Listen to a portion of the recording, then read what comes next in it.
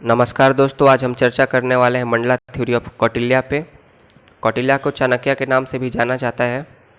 तो अब हम इस मंडला थ्योरी को देखेंगे। मंडला थ्योरी का मकसद ये है, मंडला थ्योरी के माध्यम से चाणक्य एक तरह से सजेस्ट करते हैं, एडवाइस करते हैं ऐसे राजा को, एक ऐसे राज्य को जो कि अपना भूमि विस्तार करना चाहता है।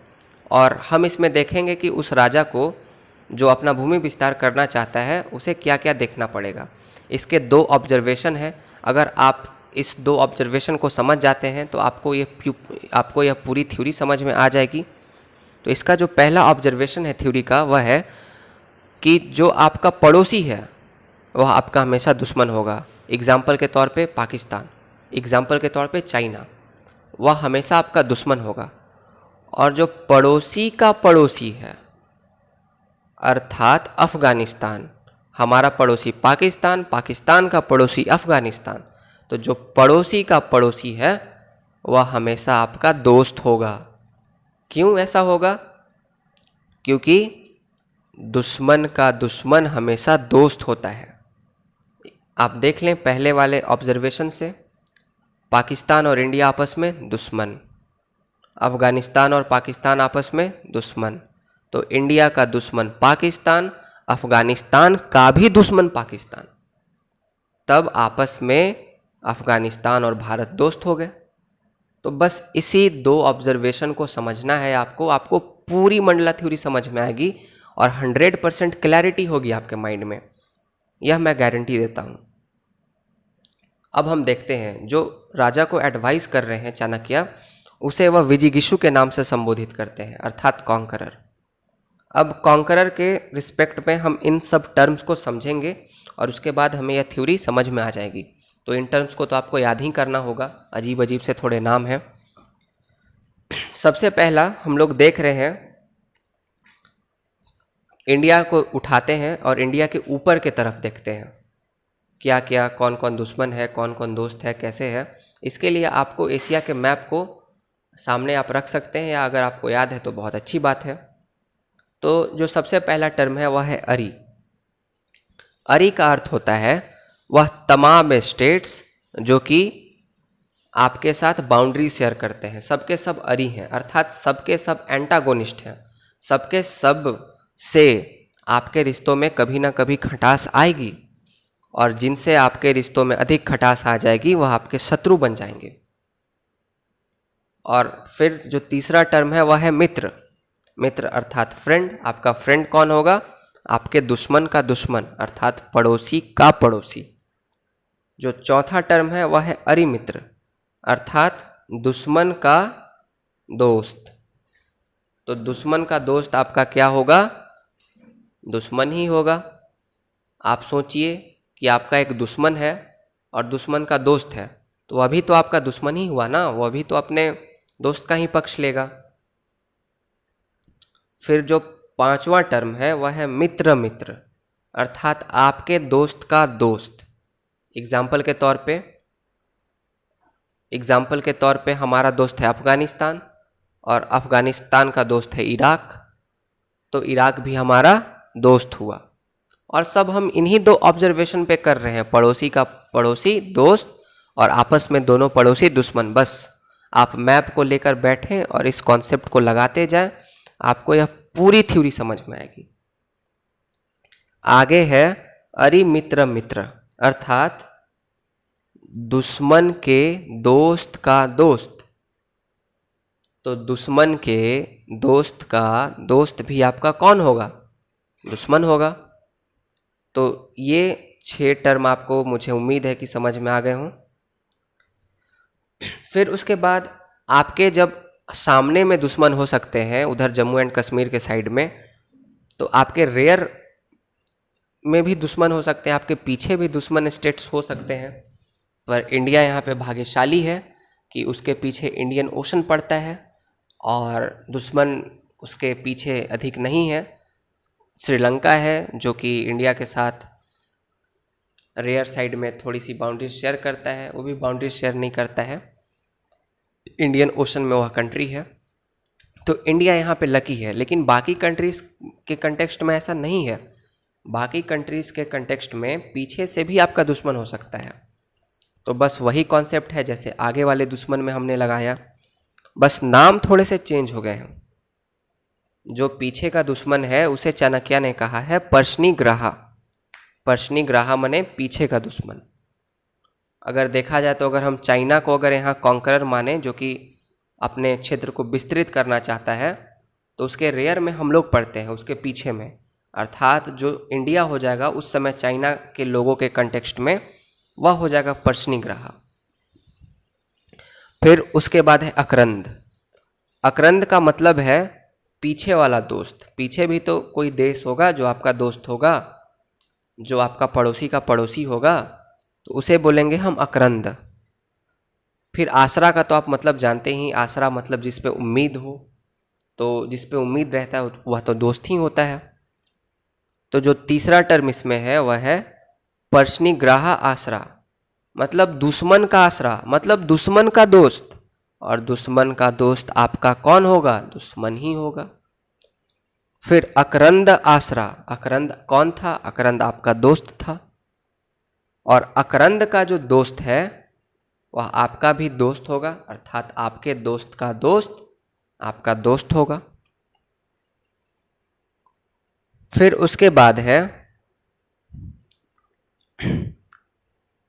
पांचवा जो टर्म है यहाँ पे वह है अंतर्धी। अंतर्धी वीक इंटरवेनिंग किंग है, अर्थात मान लीजिए कि दो देश आपस में बाउंड्री शेयर करते हैं और उसके बीच में एक तीसरा देश भी पड़ जाता है जो कि बहुत कमज़ोर है बेचारा। तो चाणक्य कहते हैं कि ऐसी स्थिति में जब दो बड़े देशों में मुकाबला होगा तो यह तीसरा देश यह पिस कर मर जाएगा, इसीलिए इसे पहले ही हाथ खड़े कर देने चाहिए। एग्जाम्पल के तौर पे अगर चाइना और भारत में युद्ध होता है तो बीच में जो अंतर्धी होगा, जो वीक इंटरवेनिंग किंग होगा, वह नेपाल होगा। और नेपाल तो ऐसी बेचारा पिस के मर जाएगा। तो चाणक्य बताते हैं कि अगर कोई ऐसा अगर स्टेट है बीच में तो वह यही कोशिश करे कि वह अपना हाथ खड़े कर दे, या तो फिर सिचुएशन को देखे और जो दोनों में मजबूत दिखे उसका हाथ थाम ले, तभी उसका कुछ हो सकता है, वरना उसे बर्बाद कर दिया जाएगा, उससे मैप से मिटा दिया जाएगा। फिर छठा जो है वह है उदासीन। उदासीन का मतलब होता है एक ऐसा देश, एक ऐसा राज्य जो बहुत दूर है, दो लड़ रहे हैं आपस में, शत्रु और विजिगीषु लड़ रहे हैं, उसे बहुत काफ़ी दूर है, उसे कोई मतलब नहीं है, उसे कहते हैं न्यूट्रल किंग या फिर उदासीन। लेकिन वह उदासीन इतना मजबूत है तो चाहे तो एक साथ दोनों को हरा सकता है। एग्जाम्पल के तौर पे अगर विजिगीषु भारत है, अगर कॉन्करर भारत है और शत्रु पाकिस्तान है, तो जो अमेरिका होगा वह क्या होगा? उदासीन होगा, अर्थात अमेरिका को इसमें कोई इंटरेस्ट नहीं होगा। एग्जाम्पल के तौर पे बता रहा हूँ। और अमेरिका इतना मजबूत भी है कि दोनों को एक साथ हरा सके। तो यह टोटल कॉन्सेप्ट है। उदासीन ऐसा एक देश होता है जो बाउंड्री शेयर नहीं करता, उसे दोनों की लड़ाई में कोई ऐसा कुछ बेनिफिट नहीं होता, इसे दूर रहता है, परंतु हाँ उसमें इतनी ताकत जरूर होती है कि वह दोनों को साथ में हरा सके। सातवां है मध्यमा। मध्यमा एक ऐसा स्टेट होता है जो कि आपके दुश्मन के साथ भी बाउंड्री शेयर कर रहा है और आपके साथ भी बाउंड्री शेयर कर रहा है, और यह इतना मजबूत होता है कि आप लोग दोनों को हरा सकता है। तो ऐसे में इस मध्यमा को आपको डर दिखाना चाहिए कि अगर मुझे अगर हमला करेंगे, अगर मैं इस देश पर हमला कर रहा हूँ, अगर आप मुझ पर हमला करने की कोशिश करेंगे तो मैं भी आपको क्षति पहुँचा सकता हूँ। एग्जाम्पल के तौर पे अगर इंडिया पाकिस्तान में लड़ाई हो रहा है तो जो चाइना होगा वह होगा मध्यमा, एक ऐसा किंग होगा जो दोनों के साथ बाउंड्री शेयर करता है और इतना काबिलियत रखता है कि वह जिसका साथ दे दे वह देश जीत जाए।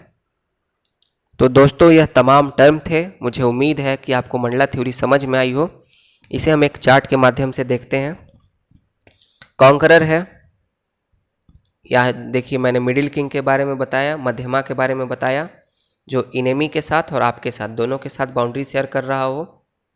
फिर उसके बाद मैंने बताया कि जो पड़ोसी का पड़ोसी होता है तो सामने के आप तरफ देखिए जहाँ Li लिखा हुआ है तो वह आपका दोस्त होता है, तो वह आपका दोस्त है। और फिर उसके बाद इनेमी का जो पड़ोसी का पड़ोसी होता है वह भी उसका दोस्त होगा। तो यहाँ जो जो Li लिखा हुआ है वह कॉन्करर का मित्र है, इनेमी लिखा हुआ है वह कॉन्करर का शत्रु है। जो टर्म्स वहाँ पे दिए हुए थे मैं उसके बारे में बता रहा हूँ। और जो इनेमिस Li लिखा हुआ है वह है आपका शत्रु मित्र, मतलब अरि मित्र है वह। फिर उसके बाद दोस्त का दोस्त जो कि फ्रेंड्स ऑफ द Li लिखा हुआ है वह मित्र मित्र है। और फिर उसके बाद जो लिखा हुआ है ऊपर में इनेमीज एलाइज फ्रेंड, मतलब दुश्मन के दोस्त का दोस्त, अर्थात अरि मित्र मित्र, यह एकदम ऊपर वाला है। तो इस चार्ट में समझाया हुआ है। फिर मैंने बताया न्यूट्रल किंग बाउंड्री शेयर नहीं करता। जो दोनों देशों में लड़ाई होती है वह बहुत दूर रहता है इससे, लेकिन इतना मजबूत होता है कि दोनों को साथ में हरा सके। फिर उसके बाद आप पीछे साइड में भी देख सकते हैं, पीछे साइड में जो रियर इनेमी है उसे पर्शनिग्राहा कहा है। और जो रियल इनेमी के साथ बाउंड्री शेयर करता है वह आपका Li होगा, क्योंकि आपस में दो पड़ोसी दुश्मन होते हैं।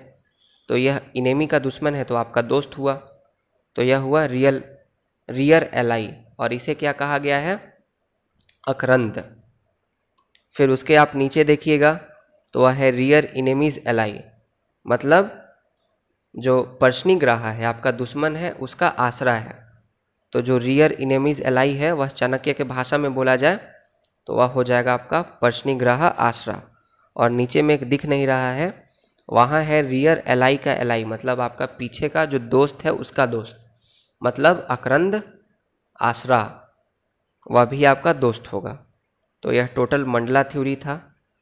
अब हम लोग इसे कैसे अपने कंटेक्स्ट में देख सकते हैं? तो जो पाकिस्तान है वह शत्रु है, चाइना मिडिल किंग है, मतलब मध्यमा है।